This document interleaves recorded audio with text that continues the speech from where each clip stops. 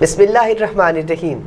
اس پیاری سی صبح کا آغاز اللہ تبارک و تعالیٰ کے بابرکت نام سے جو مہربان بھی ہے اور رحم کرنے والا بھی ہے۔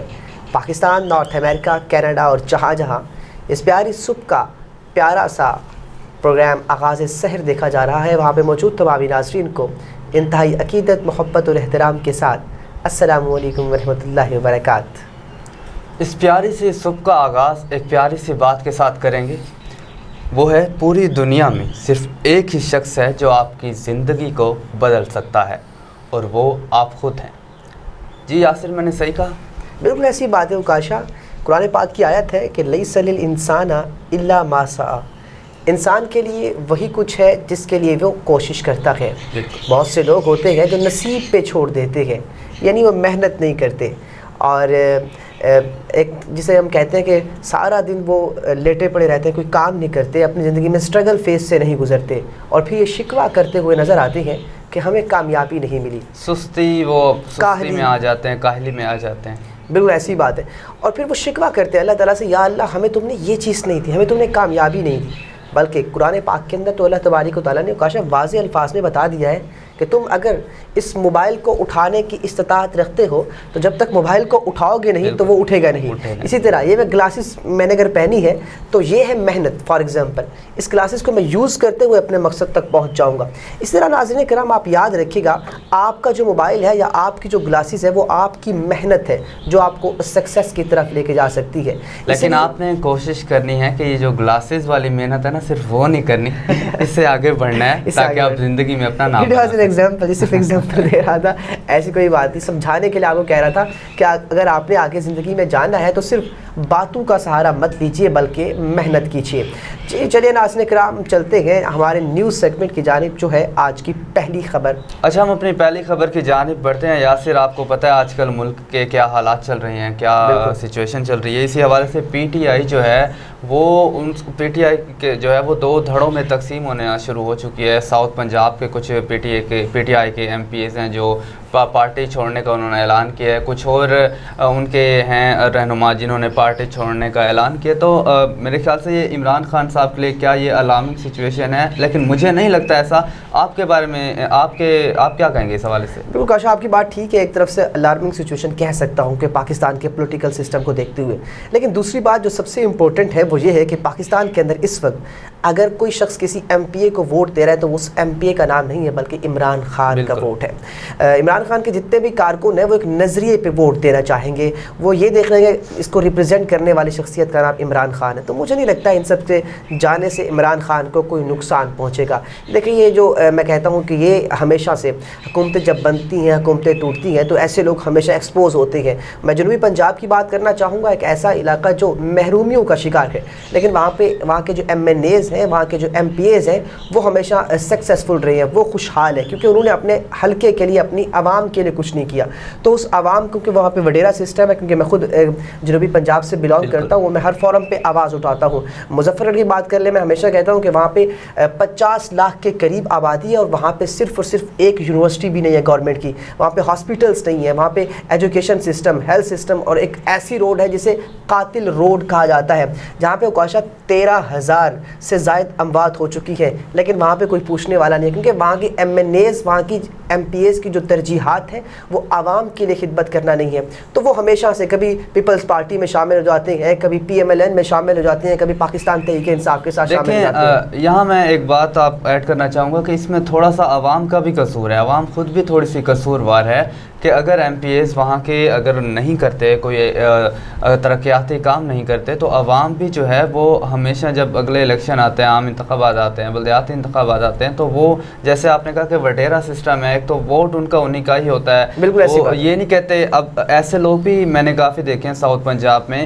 کہ وہ سپورٹ تو پی ٹی آئی کو کرتے ہیں، عمران خان کو کرتے ہیں، لیکن وڈیرا سسٹم کے تحت جو ان کے ہاں جو بندہ الیکشن پہ کھڑا ہوتا ہے وہ پیپلز پارٹی کا ہوتا ہے، تو اس کی وجہ سے انہیں वोट पीपल्स पार्टी को देना पड़ता है, लेकिन वो नारे जो हैं वो इमरान खान साहब के लगा रहे हैं। ऐसी बात है कि वोट एक अमानत होता है, ये आपका हक की राय दही है, आप अपनी सोच के मुताबिक आपको वोट देना चाहिए, जिस जमात को भी दें नज़रिए की बेस पे वोट देना चाहिए। और आप अपने MNA, आप अपने MPA से ये आप डिमांड करें कि जब आप आएंगे हुकूमत के अंदर, आपकी गवर्नमेंट बनेगी जीतने के बाद, आप हमारे ये काम कराएंगे। तो जब ऐसी चीज़ें होंगी तो दूसरी बात जो आपने फर्स्ट बात की थी कि इमरान खान साहब ने यह बात भी की है कि मुझे मेरी पार्टी को कुचलने का मंसूबा बनाया जा रहा है, जिस तरह MQM को ख़त्म किया गया था इस तरह PTI को भी ख़त्म किया जा सकता है। लेट्स सी क्या होता है। लेकिन अगर मुझे लगता है कि पाकिस्तान के अंदर साफ शफाफ इलेक्शन होते हैं तो शायद PTI बढ़तरी हासिल कर ले। कौशल मैं खुद से बात नहीं करूँगा, कल का एक गैलप सर्वे के मुताबिक 70% वोट पाकिस्तान तहरीक इंसाफ को मिल सकते हैं, उन्होंने सर्वे किया। ये तो जितने भी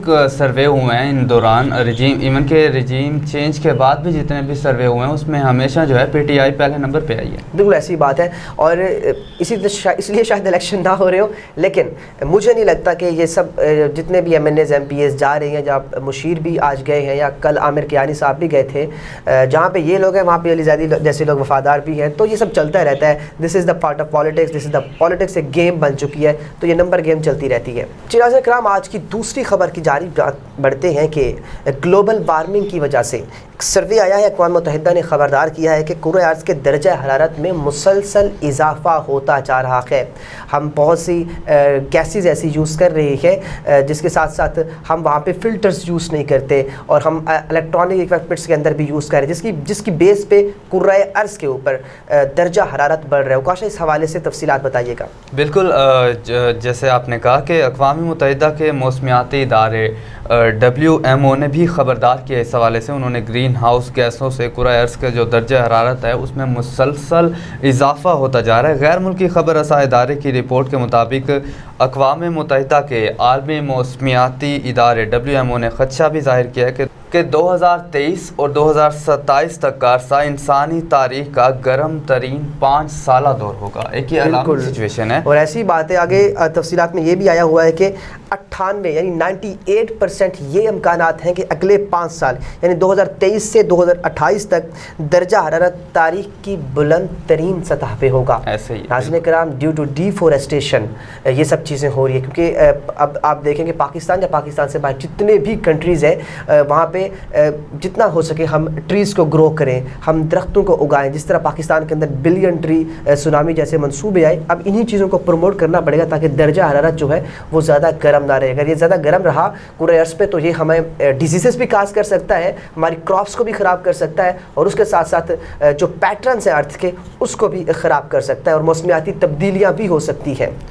बिल्कुल ऐसी बात है। अगर हम लाहौर की बात करें तो पाकिस्तान में ये कहा जाता है कि लाहौर और इस्लामाबाद ये दो ऐसे शहर हैं जिनमें कुछ हद तक जो है वो ग्रीनरी बाकी रह चुकी है। बाकी अगर साउथ पंजाब की बात करें या बाकी सिंध की जानिब हम बढ़ें तो वहाँ जो है वो जंगलात का कटाव जो है वो उसमें इतना ज़्यादा इजाफा हो चुका है कि वहाँ जो गर्मी की शिद्दत है वो बहुत ज़्यादा बढ़ती जा रही है। तो ये एक खदशा जो अभी WMO ने ज़ाहिर किया है, ये मुझे लगता है कि इसमें हम पाकिस्तान भी काफ़ी हद तक असरअंदाज हो सकता है। बिल्कुल ऐसी बात है, इसलिए कोशिश कीजिए नाज़रीन किराम, दरख्तों को उगाइए और जितना हो सके ग्रीनरी को पैदा कीजिए और कम से कम गैसेस का इस्तेमाल कीजिए, ट्रांसपोर्ट का भी कम इस्तेमाल कीजिए, पब्लिक ट्रांसपोर्ट को आप यूज़ कीजिए ताकि हम ये एहतियाती तदाबीर इस्तेमाल करके अपने एनवायरनमेंट को एक अच्छा रख सकें, मुतदिल रख सकें। बढ़ते हैं हम अपनी अगली न्यूज़ की जानिब, वो है एंटरटेनमेंट की दुनिया से एक न्यूज़ है यासिर। पाकिस्तान की पहली साइकोलॉजिकल थ्रिलर फिल्म सिंह जो है उसका फर्स्ट लुक जो है वो जारी कर दिया गया है। और ये आपको नहीं लगता कि पाकिस्तान फिल्म इंडस्ट्री में अच्छा खासा तरक्की कर रहा है? बहुत ज़्यादा, और बहुत मुझे तो ये लग रहा है कि अगर हम पहले ये होता था कि हम कंपैरिजन भी नहीं कर सकते थे ऐसी बात है फिल्म इंडस्ट्रीज़ के साथ, लेकिन पाकिस्तान ने बहुत कम अरसे के अंदर बहुत ज़्यादा जो है वो हमने फिल्म इंडस्ट्री में डेवलपमेंट देखी है। और ये जो फिल्म है इसकी एक अच्छी बात, एक सबसे एक खुसूस क्वालिटी ये है कि इसको मिस ट्रांस जो है शायरा राय जो है वो इसमें अपना मरकज़ी किरदार अदा कर रही हैं। فلم کی کہانی ایک ایسی اداکارہ کی ہے جو کہ شہرت کی بلندیوں کو چھو رہی ہوتی ہے. فلم میں شاعرہ رائے مرکزی کردار ادا کر رہی ہے. سنک میں اپنے کردار کے حوالے سے شاعرہ کا کہنا تھا کہ وہ ایک مشہور ٹاپ ایکٹر کا کردار نبھائیں گی، جیسے پاکستان میں ماہرہ خان یا بالی ووڈ کی اداکارہ دیپیکا ہے.